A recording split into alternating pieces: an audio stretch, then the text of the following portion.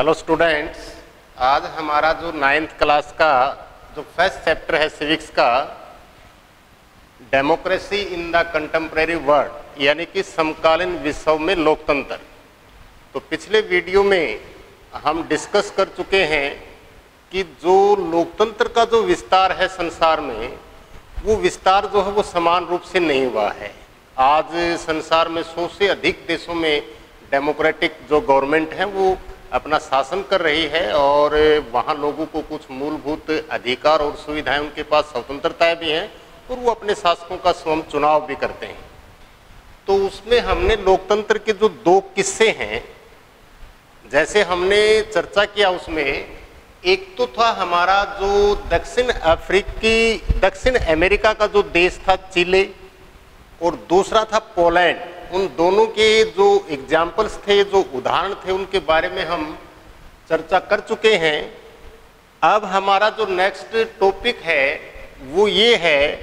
कि भी संसार के अंदर जो लोकतंत्र का जो विस्तार है,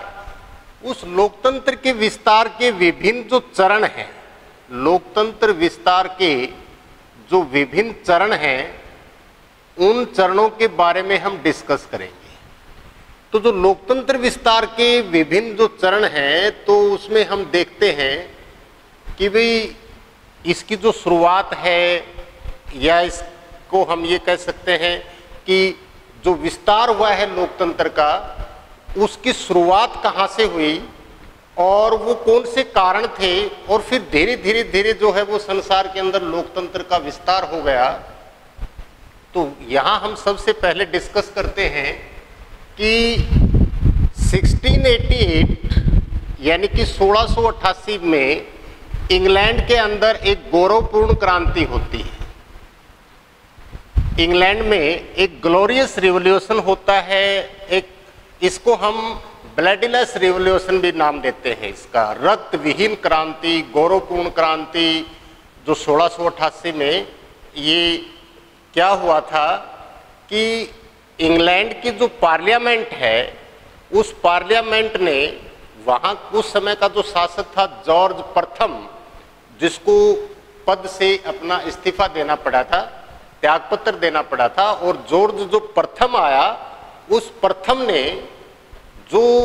एक प्रकार से क्या हुआ कि जो कॉन्स्टिट्यूशनल जो मोनार्क है, एक संवैधानिक जो राजतंत्र है,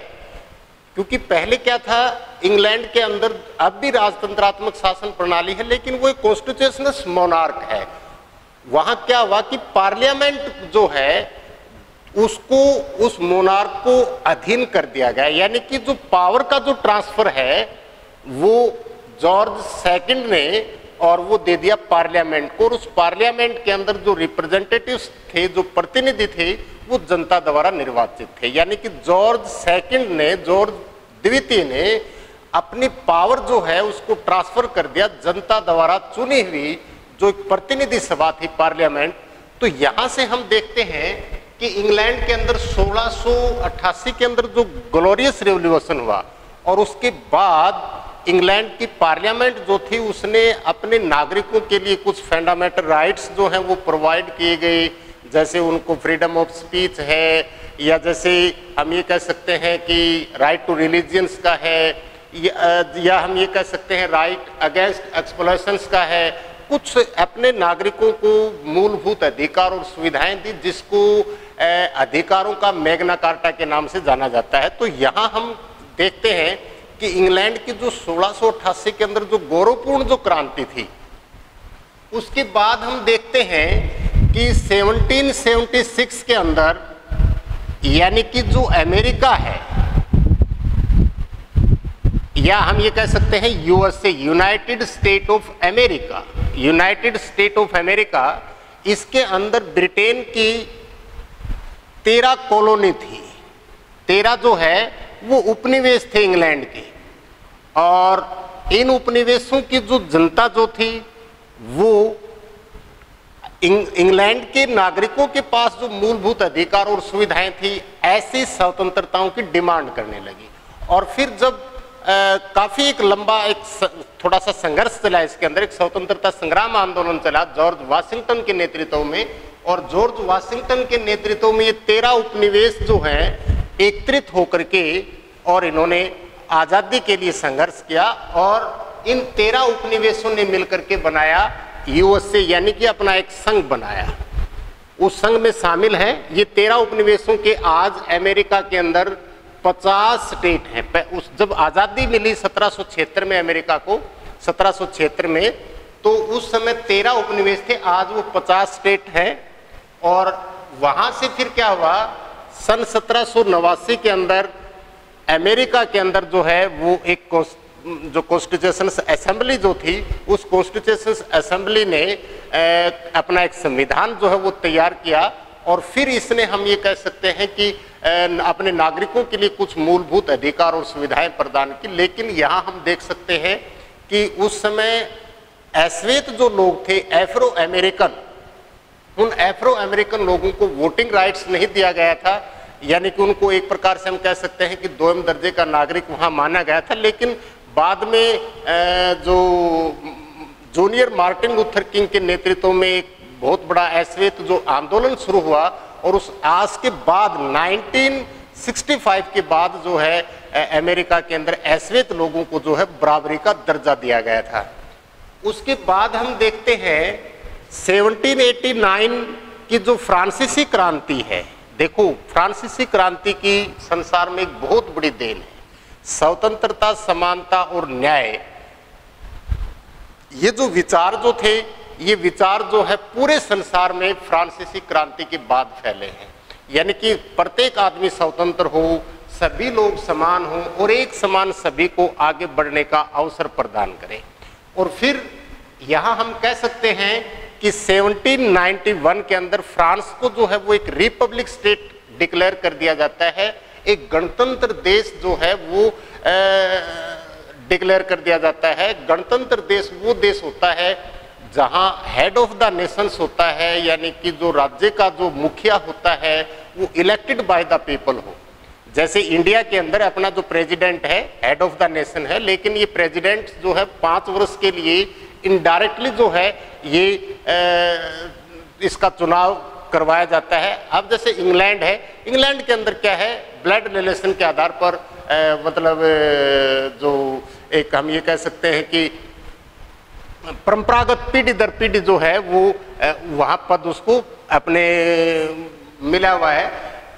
वो है मोनार्क, लेकिन है वहाँ अब भी कॉन्स्टिट्यूशनल मोनार्क। तो यहाँ हम देख सकते हैं कि 1789 के बाद, लेकिन फ्रांस के अंदर जो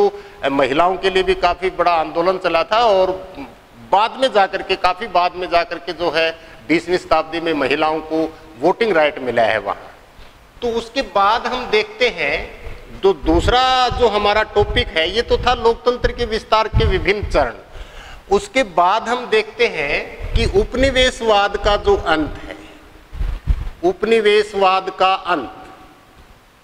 देखो, उपनिवेशवाद का जो अंत है, आपको पता है 6th, 7th, 8th क्लास में आपने पढ़ा होगा कि साम्राज्य विस्तार, साम्राज्यवादी जो ताकतें जो थी, जहां पर इंडस्ट्रियल रिवॉल्यूशन जो है वो पहली बार हुआ था और वो ज़्यादा से ज़्यादा संसार के संसाधनों पर अपना कब्जा करने की होड़ लगी थी, एक प्रतिस्पर्धा थी। चाहे वो डेनमार्क है, फ्रांस है, इंग्लैंड है, पुर्तगाल है, स्पेन है, हॉलैंड है, इन सभी के अंदर जो है एक अपने साम्राज्य विस्तार की भावनाओं के कारण इन्होंने एशिया, अफ्रीका और लातिन अमेरिका के बहुत से देशों को अपने नियंत्रण में कर लिया था। लेकिन सेकेंड वर्ल्ड वॉर के बाद, यानी कि जो सेकेंड वर्ल्ड वॉर है, सेकेंड वर्ल्ड वॉर, इसकी शुरुआत जो है वो सितंबर 1939 को हुई और ये 1945 तक, यानी 6 वर्ष तक चला था ये। और जब हिरोशिमा और नागासाकी के ऊपर जो परमाणु अटैक किया गया था और उसके बाद जो है जापान ने सरेंडर कर दिया था, उस परमाणु विस्फोट के बाद जो है ये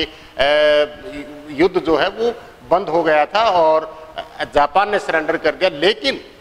लेकिन सेकेंड वर्ल्ड वॉर के बाद एशिया, अफ्रीका और लातिन अमेरिका के बहुत से देशों ने आज़ादी प्राप्त की थी, जैसे भारत भी उनमें से एक शामिल था देश उसके अंदर। वैसे अपने देश के जो स्वतंत्रता संग्राम, जो फ्रीडम फाइटर थे, जो एक बहुत बड़ा उन्होंने आंदोलन, एक मूवमेंट स्टार्ट किया था और काफी जो है महात्मा गांधी के नेतृत्व में अंग्रेजों को इतना प्रेशराइज कर दिया था, और सेकेंड वर्ल्ड वॉर में तो उनकी अर्थव्यवस्था इतनी कमजोर हो गई थी कि एशिया अफ्रीका के बहुत से देशों को उन्होंने आजाद कर दिया था और वो वापस अपने देश चले गए थे। लेकिन उसके बाद जो सेकेंड वर्ल्ड वॉर के बाद यानी उपनिवेशवाद जो अंत है, उसके बाद जो है हम लोकतंत्र के विस्तार की चर्चा करें, यानी कि इनको ये जो देश आजादी प्राप्त की थी, ये देश जो आजाद हुए थे, तो संसार में इनको थर्ड वर्ल्ड कंट्री कहा गया था, यानी तीसरी दुनिया के देश कहा गया था इनमें, तीसरी दुनिया के देश। तो तीसरी दुनिया के देश जो थे, जैसे एशिया और अफ्रीका में हम देखते हैं, तो कुछ एग्जाम्पल ले लेते हैं। जैसे भारत भी 1947 में एक इंडिपेंडेंट स्टेट बना, एक स्वतंत्र देश बना, और उसके बाद देखो भारत में इतनी ज्यादा विविधता होते हुए भी हम एक डेमोक्रेटिक जो है देश उसमें रह रहे हैं, एक लोकतांत्रिक देश में रह रहे हैं, और काफी विस्तार भी हुआ है भारत के अंदर लोकतंत्र का। यानी कि लोकतंत्र जो है वो भारतीय जनमानस में इतना मतलब उसने अपनी गहरी पैठ बना ली है कि वो मतलब उसकी जड़ें ज्यादा मजबूत हुई हैं इंडिया के अंदर। यहाँ तक कि हम ये कह सकते हैं कि जो अपना ग्राउंड रूट है, जो लोकल लेवल है, वहाँ पर भी लोकतांत्रिक या जनता के चुने हुए जो नुमाइंदे हैं, प्रतिनिधि हैं, वो अपने अपने लोकल लेवल के ऊपर उस शासन शक्तियों का वो इस्तेमाल, और यहाँ लोगों को ऐसे जो अपना संविधान जो है जो 26 जनवरी 1950 को लागू हुआ, फिर यहाँ बिना किसी भेदभाव के सभी लोगों को जो है वो फंडामेंटल राइट्स प्रोवाइड किए हैं, चाहे वो हिंदू, मुसलमान, सिख, ईसाई कोई भी है। लेकिन हम देखते हैं कि अफ्रीका जो महाद्वीप है, अफ्रीका महाद्वीप, इस अफ्रीका महाद्वीप के अंदर जो घाना देश है, घाना देश 1957 के अंदर, ये ध्यान रखना है आपने कि सेकेंड वर्ल्ड वॉर के बाद अफ्रीका महाद्वीप में जो सबसे पहला जो देश है आजाद होने वाला, वो देश है घाना, और 1957 में ये आजाद हुआ। यहां का जो नेता जो था, जिसने अपने देश के स्वतंत्रता संग्राम में बढ़ चढ़ करके भाग लिया था, या वो एक काफी लोकप्रिय नेता के तौर पर थे, और वो थे एन क्रूमा। एन क्रूमा जो है वो पेशे से अपने संसार के अंदर जो है वो कोल्ड वार यानी शीत युद्ध चला था। उस शीत युद्ध में हम देख सकते हैं कि 1991 तक यानी 46 वर्ष तक तो चला था ये शीत युद्ध यूएसए और यूएसएसआर के बीच। तो यहां हम देखते हैं कि जो बर्लिन की जो दीवार है उसको ढा दिया गया, और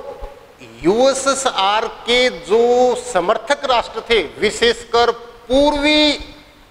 यूरोप के देश, पोलैंड है, चेकोस्लोवाकिया है, जो उसके समर्थक जो राष्ट्र थे, और बर्लिन की दीवार जो है वो 1989 के अंदर उसको ढा दिया गया था। और फिर जो यूएसएसआर के जो समर्थक राष्ट्र थे, जैसे पोलैंड है, इन्होंने उसे जो है यूएसएसआर या उस संघ से वो अलग हो गए, और वहां एक डेमोक्रेटिक गवर्नमेंट जो है वो नए चुनाव करवाए गए वहां। और फिर जो इसके समर्थक राष्ट्र थे, 15 जो देश थे, वो भी अब इस संघ से अलग हो गए, जैसे जॉर्जिया है, बेलारूस है, यूक्रेन है, कजाकिस्तान है, तजाकिस्तान है। ऐसे जो 15 स्वतंत्र राष्ट्र जो कभी यूएसएसआर का हिस्सा थे, वो भी इससे अलग हो गए। तो वहां हम देखते हैं कि जब शीत युद्ध की समाप्ति के बाद एक ध्रुवीय व्यवस्था स्थापित हुई, और जो साम्यवादी विचार यानी जो कम्युनिस्ट सरकारें थी, क्योंकि जहां साम्यवादी सरकारें होती हैं वहां पर हम ये कह सकते हैं कि उस साम्यवादी विचारधारा के खिलाफ आप कोई दूसरा दल नहीं बना सकते, उनके शासकों के चुनाव में इतनी ज्यादा आपकी भागीदारी नहीं होती है, और कुछ आपको राइट्स भी नहीं प्रोवाइड किए जाते वहां। लेकिन उन देशों ने जब वापस उन पूंजीवादी जो विचारधारा थी या डेमोक्रेटिक जो सिस्टम था, उस डेमोक्रेटिक रास्ते के ऊपर वो चले, और यूएसएसआर का विघटन हो गया। इसके बाद हम देखते हैं नेपाल, जो हमारा पड़ोसी राष्ट्र है नेपाल। 1990 के अंदर यहाँ क्या होता है, नेपाल जो है वो एक एब्सोल्यूट पावर को यूज करता था वहां का शासक। लेकिन 1990 में राजा वीरेंद्र ने क्या काम किया, अपनी कुछ शक्तियां जो है वो ट्रांसफर कर दी पार्लियामेंट को। यहां पर हम देखते हैं कि जो थर्ड वर्ल्ड कंट्रीज हैं उनके अंदर भी लोकतंत्र का विस्तार जो है वो धीरे धीरे हो रहा है, और अब भी उसके अंदर कुछ कमियां हैं जिनको उनमें सुधार करना और बाकी है। तो यहां पर देखो क्या हुआ, 2001 में राजा वीरेंद्र की रहस्यमय परिस्थितियों में मौत हो जाती है, और फिर वहां राजा ज्ञानेंद्र जो है वो सत्ता में आता है। राजा ज्ञानेंद्र जो है वो जनता द्वारा चुनी हुई जो पार्लियामेंट थी उसको सस्पेंड कर देता है, और पार्लियामेंट की शक्ति भी वो अपने पास ले लेता है। लेकिन नेपाल की जो जागरूक जनता है, जो डेमोक्रेटिक जो प्रिंसिपल्स है, जो उनके जो सिद्धांत वगैरह हैं, जो उनमें विश्वास करती है, वहां पर क्या हुआ, राजा ज्ञानेंद्र के फैसले के खिलाफ नेपाल की जनता जो है वो उसका प्रोटेस्ट करने लगी, विरोध करने लगी। और उस समय नेपाल के अंदर 7 राजनीतिक दल थे, 7 राजनीतिक दल थे, जिनको उन 7 राजनीतिक दलों ने वो एक हो गए और उन्होंने अपना SPA यानी कि 7 पार्टी अलायंस, 7 दलीय गठबंधन, और 2005 में नेपाल की राजधानी काठमांडू में इन्होंने प्रदर्शन किया उस शक्ति के खिलाफ। और फिर राजा ज्ञानेंद्र ने जो है ना प्रेशर में आकर के, उसका उस दबाव में आकर के उसने फिर पार्लियामेंट को बहाल किया गया, और फिर 2007 के अंदर फिर जो है वहाँ एक घटना घटती है, और फिर राजा ज्ञानेंद्र को पद से बिल्कुल ही वहाँ से हटा दिया गया है। अब वहाँ जो कॉन्स्टिट्यूशनल मोनार्क है उसको खत्म कर दिया गया है। वहाँ प्रेसिडेंट और प्राइम मिनिस्टर दोनों जो है वो अपने संविधान, नया संविधान बना नेपाल का, और फिर वो अपने संवैधानिक शक्तियों का वो इस्तेमाल कर रहे हैं। इसके बाद अपना पड़ोसी राष्ट्र है पाकिस्तान, यदि हम उसका भी उदाहरण देखें तो पाकिस्तान के अंदर भी लोकतंत्र का मिला जुला सा रूप है, क्योंकि पाकिस्तान के अंदर सैनिक तख्ता पलट जैसे यहिया खां है, जिया उल हक है, या हम कह सकते हैं परवेज मुशर्रफ है। 1990 के अंदर परवेज मुशर्रफ ने एक चुनी हुई लोकतांत्रिक सरकार को सत्ता से बाहर किया, और वो प्रेसिडेंट भी बना, फिर अपने आप को निर्वाचित उसने घोषित करवा लिया, संविधान अपने मनमाने तरीके से बदला। लेकिन 2007 के अंदर फिर वहाँ चुनाव होते हैं, बेनजीर भुट्टो की हत्या कर दी जाती है। लेकिन उसके बाद से जो है पाकिस्तान जो है वो लोकतांत्रिक जो तरीका है उनसे चल रहा है। लेकिन अब भी वहाँ मतलब हम ये कह सकते हैं कि सेना का काफ़ी इंटरफेयर है, सेना का काफ़ी हस्तक्षेप है वहाँ। उसके बाद हम देखते हैं म्यांमार। जो म्यांमार है इसका जो पुराना नाम है इसको बर्मा के नाम से जाना जाता है, और ये बर्मा जो है वो 1948 को आज़ाद हुआ, 1948 में आज़ाद हुआ बर्मा म्यांमार। लेकिन 1962 के अंदर वहाँ सैनिक तख्ता पलट हुआ, और सैनिक तख्ता पलट से चुनी हुई एक डेमोक्रेटिक सरकार को वहाँ से हटा दिया गया। लेकिन वहाँ की एक जो नेता है, नेत्री आंग सान सू ची, उसने एक बहुत बड़ा मूवमेंट चलाया, और 1990 के अंदर यानी 1990 के अंदर लोकतांत्रिक तरीके से वहाँ चुनाव हुए, निष्पक्ष तरीके से वहाँ चुनाव हुए, और आंग सान सू ची को जो है वहाँ सत्ता से बाहर करने के लिए फिर सैनिक हस्तक्षेप किया गया, और जो आंग सान सू ची है उसको नज़रबंद कर दिया गया, और उसके जितने भी समर्थक थे उन सभी समर्थकों को पकड़ करके जेलों में डालना, उनको फिजिकली और मेंटली जो है वो टॉर्चर करना। इस तरीके से वहाँ हम देखते हैं कि 28 वर्षों तक आंग सान सू ची जो है वो नज़रबंद रही, और उसके बाद उसने अपना एक पॉलिटिकल पार्टी बनाई जिसका नाम रखा उसने नेशनल लीग फॉर डेमोक्रेसी, और फिर 28 वर्ष के बाद जो है उसको फिर सफलता मिली, और आज म्यांमार जो है वो एक चुनी हुई सरकार या लोकतांत्रिक जो सरकार है उसे अपनी शासन व्यवस्था को संभाल रहा है। तो ये था अपना कि लोकतंत्र विस्तार के जो विभिन्न चरण हैं। कल हमारा जो नेक्स्ट वीडियो होगा उसमें हम बताएंगे कि जो अपना क्या कोई ऐसी सरकार है जो पूरे विश्व को कंट्रोल करती है, या एक वैश्विक सरकार है ऐसी जो विभिन्न डिस्प्यूट्स वगैरह हैं उनको कंट्रोल करती है। तो हम जो अपने अंतर्राष्ट्रीय संगठन है, विशेषकर जो यूएनओ है, यूनाइटेड नेशंस ऑर्गेनाइजेशन, उसके बारे में हम कल डिस्कस करेंगे। धन्यवाद।